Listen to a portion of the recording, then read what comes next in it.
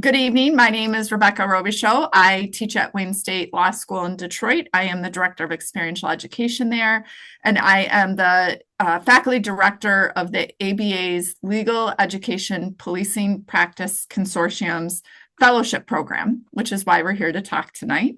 It's a mouthful.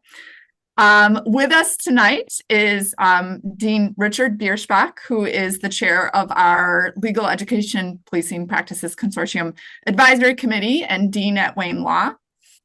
Dean Matt Lyon, who is an advisory committee member and vice president and dean at Lincoln Memorial University's Duncan School of Law.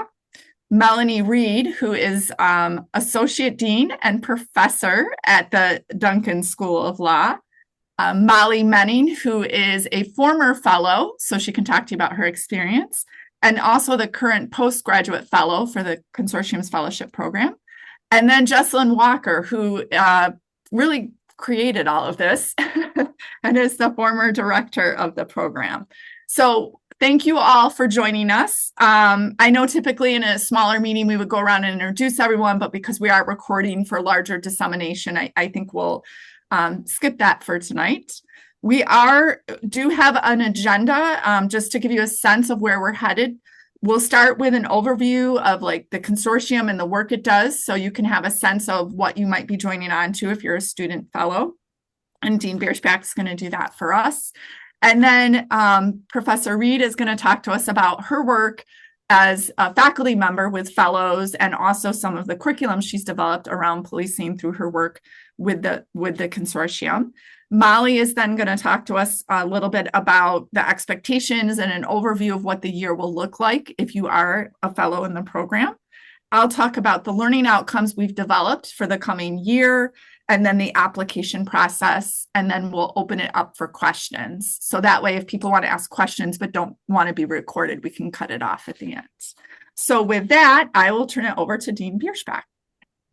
Thank you, Rebecca, and thanks everybody for being here.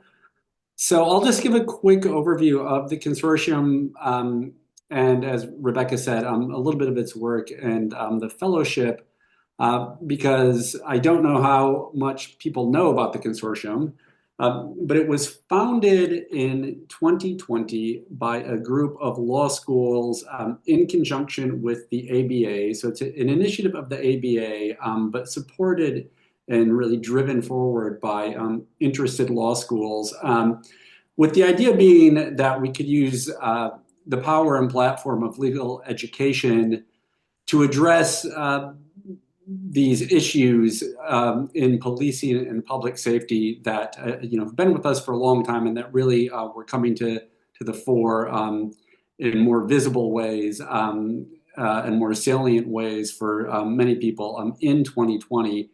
And it's entirely supported by member law schools. And I think that's a really important point, because if we don't have enough member law schools, the consortium cannot continue to do its work. And so right now it has, I think, 52 member law schools. And to be a member law school, you commit to paying some supporting dues to the consortium of $3,000 a year for 5 years. And so there are 52 law schools that have signed on to agree to do that.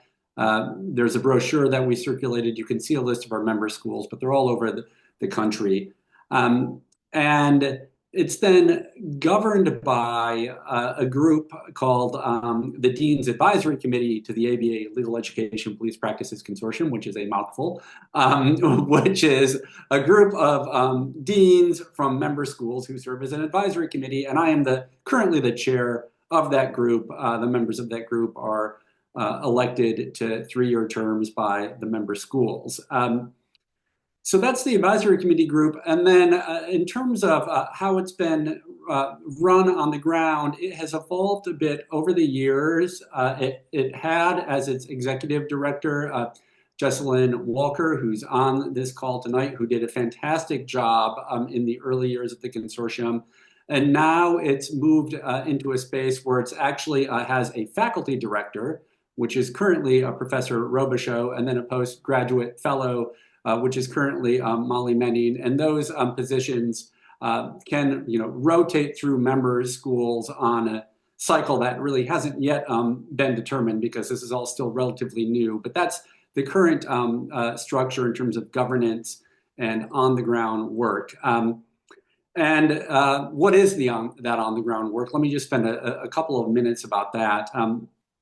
As I said, the idea of the consortium was to use legal education to intervene in some of these policing issues and discussions in ways that really leverage the unique power of legal education and the support of the ABA. And so it does things like support the development of innovative curriculum in the area of policing.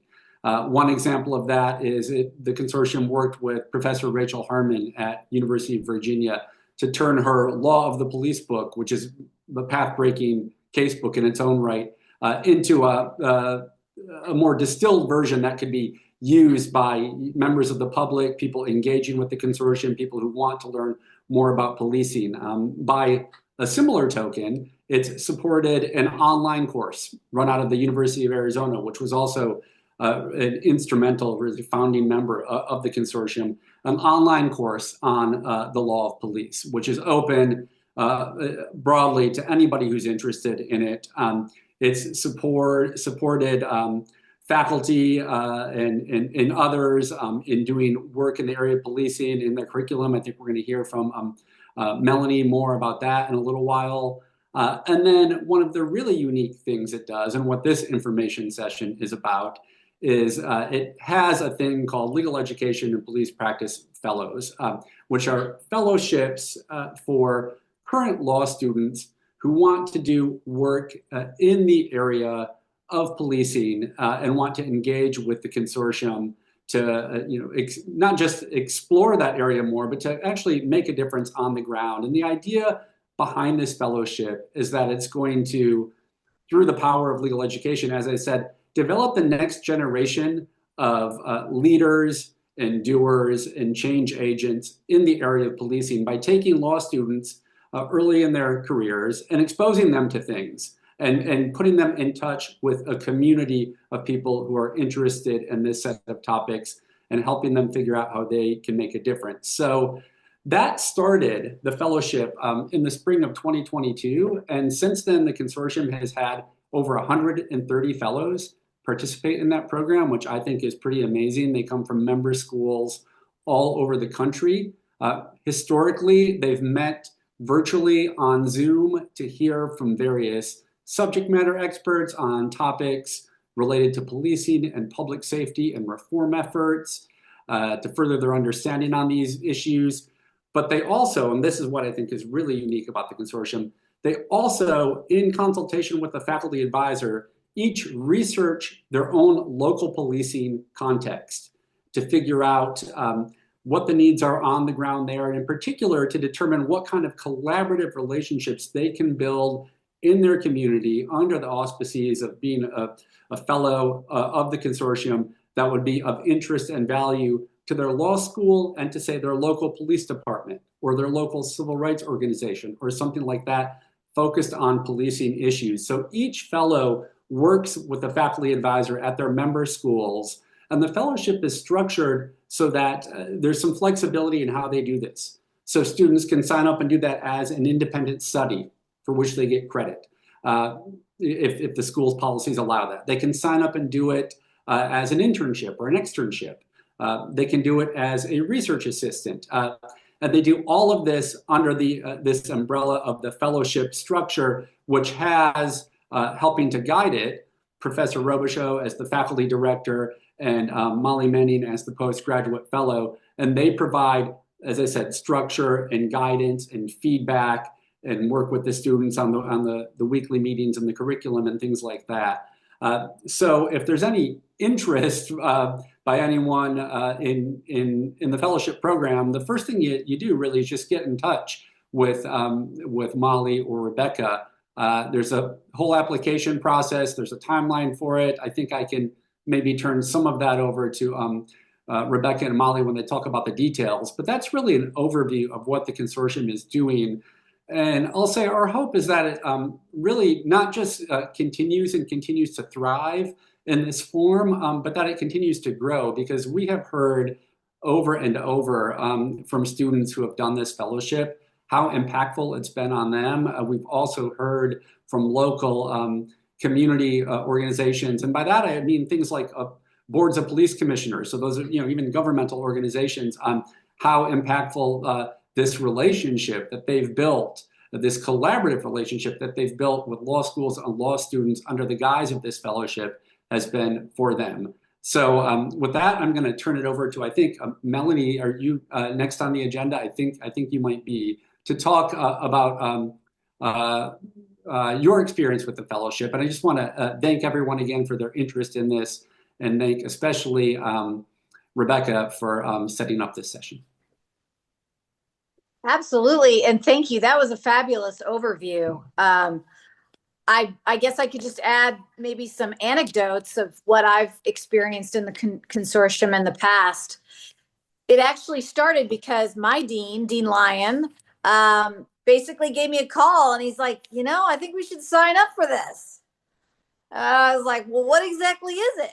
And then I thought to myself, wow, law faculty, lawyers, and law students working together on policing issues. I don't know about this, but boy, I have absolutely changed my tune. I have thought it has been wonderful working with the consortium and the leadership, particularly, Jesselyn has been wonderful in trying to kind of show me the ropes, because what we decided to do at LMU was both have fellows as well as design a policing practices course. I was intimidated, to say the least, at the beginning. I do not have a criminal justice or criminology background. And this is where I think the consortium really, is extremely worthwhile for all law faculty, because I've taught crim law and crim pro for many years, but I've always felt that there was a missing component. You can, read a lot of Supreme Court cases and talk about what police do, but until you kind of can get into the weeds and talk about some of the issues of, recruitment and use of force and, basically the historical, theoretical underpinnings of policing and what community policing means, things we can't talk about in the criminal procedure class. It's been a joy to try to design an elective like that, and really the consortium's resources and how gracious Jesselyn was with her time. I mean, the two of us basically developed the course, and we were able to offer it to 5 different universities, other law schools last spring. And we had Penn State, Memphis, Quinnipiac, Roger Williams. I can't remember, Jesselyn. There were others.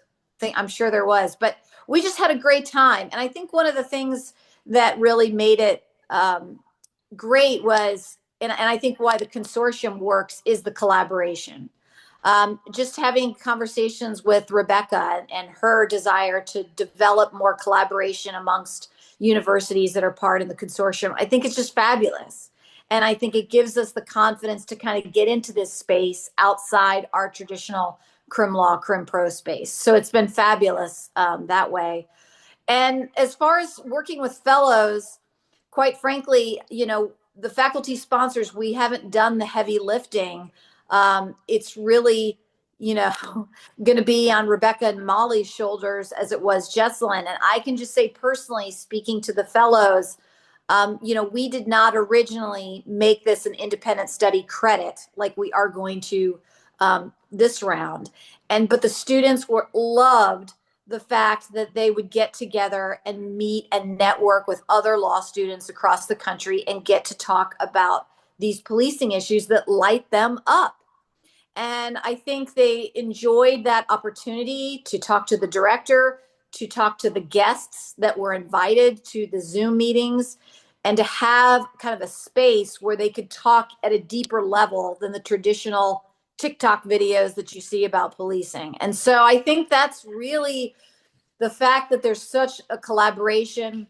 There's an opportunity for fellows to talk to each other and also to create a network with their local police. I know, for example, here in Knoxville, one of the fellows actually worked with our mental health training in Helen Ross McNabb had a training with our Knoxville Police Department, and she was able to interview the social workers that were involved in the training and get to know that. And then that was an impetus for us to be able to use that in our police practices course. So it's all kind of, I would say, combined. It's a great opportunity for the fellows to do research and to meet each other, but as well, it can kind of feed into these police practicing classes that we're really encouraging law schools to consider. And the great thing is the consortium has the expertise and the resources to kind of help you design that type of course. Great. Thank you so much. And now, Molly, do you want to talk a little bit about the fellowship itself? Yes. Thank you, Melanie, for that overview of the work that you and your fellows have done. That's really cool to hear.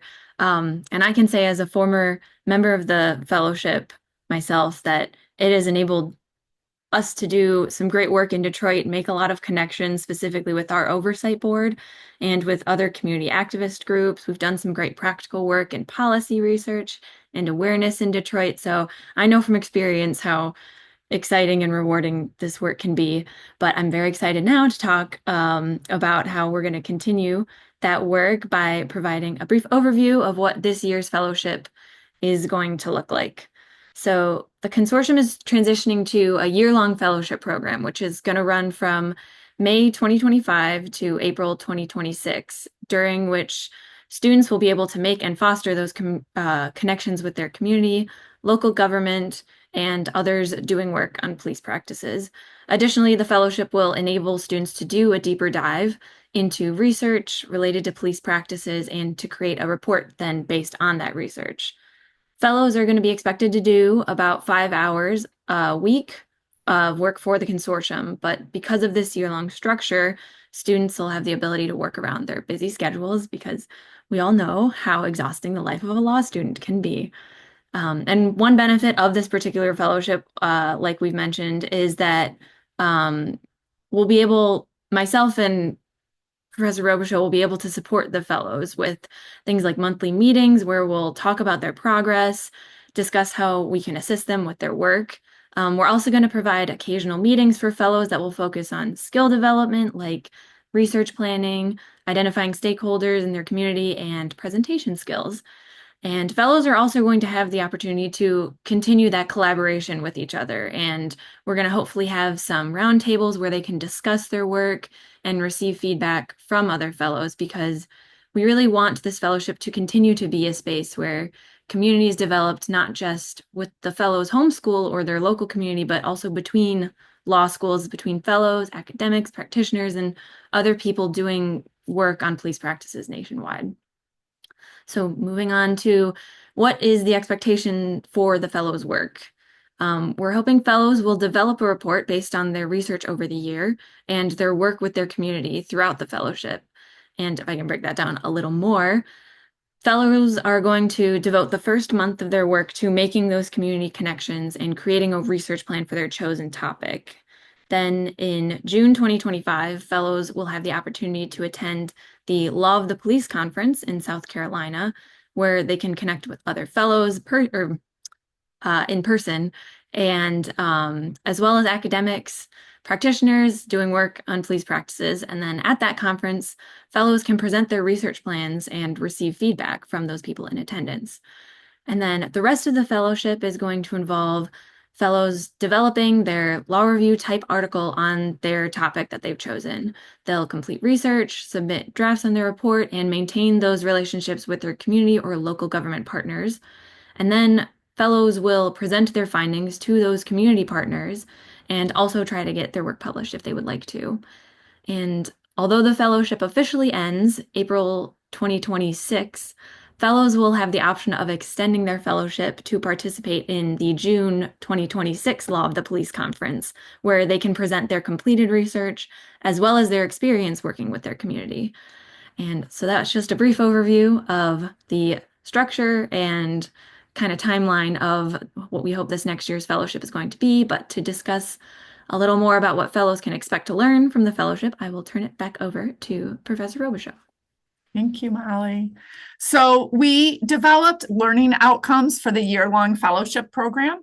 You can access these on the fellowship website. And I'm not going to go through each of the 9 learning outcomes because that would take a little bit of time. But I just want to highlight a few things about what fellows can expect and what faculty can expect their fellows to be learning over the course of the year. So this experience is meant to be a very practical experience. It's really grounded in that service learning type of model. As Molly mentioned, we expect our fellows to be engaged in their local community with their local police department or civilian oversight board. It really is going to vary based on the individual and their interests.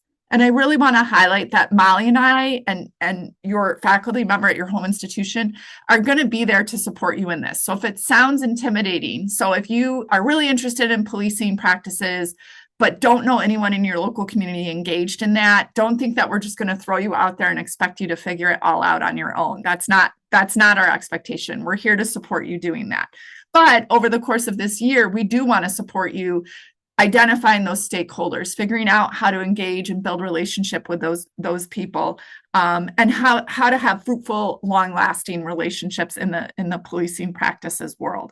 So as part of the learning outcomes, of course, we'll have research and writing as things that we want to work, but we also want to work on effective communication. In law school, we tend to learn how to communicate as lawyers with other lawyers, be they judges or whatever the situation is. Part of this experience is learning how to communicate effectively with diverse communities. So not only with maybe other lawyers, but also with police officers, with organizations like in Detroit, we have the Coalition for Police Transparency and Accountability, which is composed of individuals from all over the city of Detroit with very diverse lived experiences and knowledge. And so how do you communicate effectively about the things that you're learning and researching about with these diverse communities? We'll also talk about how to use reflective practice, which if you've done an externship or a clinic at your home institution, you're probably used to hearing that. But that reflective practice is an important skill to learn to have a lot of growth and longevity and joy in your legal career, regardless of what you end up doing with your legal degree. So we're going to work on that. And because we are working in the criminal law system, with policing practices, maybe the criminal justice system a little bit, we're going to talk about trauma-informed lawyering, because there's a good chance that the communities you're going to be interacting with, whether it be police officers or community members, that there has been some trauma somewhere. And so we want to be cognizant of how we're engaging with communities and be aware about how working with individuals or communities that have been traumatized in some way, again, how do we communicate in an effective and appropriate way? So those are just some of the learning outcomes that we're going to be working on throughout the year. And again, I just want to emphasize that if it sounds like a lot, know that that's why Molly and I are going to be there through this entire journey to support our fellows. And the reason we wanted to have very explicit intentional learning outcomes is to give structure to this year-long learning experience, but also because you can use those learning outcomes as tools in 2 respective ways. First is with your home institution to help justify the academic credit you may earn, because you're very much doing a robust learning experience.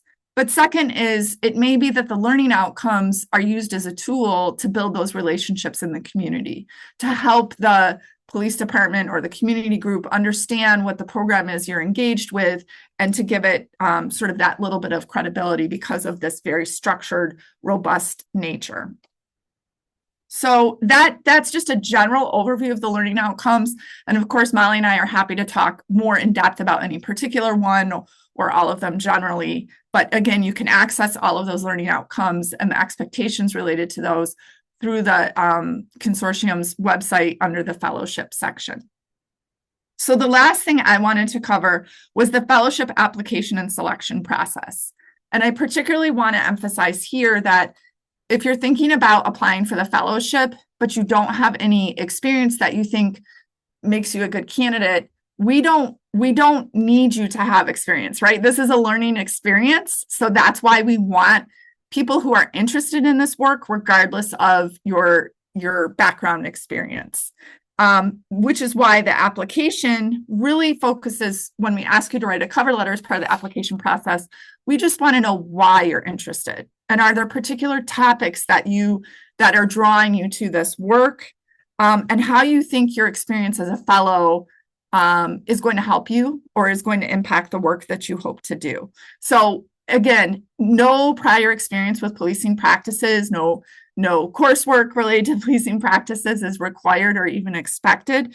It's just that really genuine interest in the work that the consortium does that we're looking for, and a curiosity about policing practices. The application itself is due April 10th, and as part of the application, you'll have that cover letter that as I noted, will go over why you have the interest you have. We also ask for a resume and then a letter of support from your home institution dean or faculty member that's going to be working with you from your home institution perspective. So for example, if you were going to do this experience as an externship, you probably have an externship director or faculty member that will sign off for you to earn the academic credit at your home institution, because Molly and I aren't able to do that at each individual institution. And we are happy to talk with any faculty members or deans that may have questions about what the expectation is of their work over the year of the fellowship program. So with that, I think we've covered everything that we wanted to make sure we talked about, and we can open it up for questions or comments from anyone that's been a part of this program if you think we left anything important off, if you want to add in.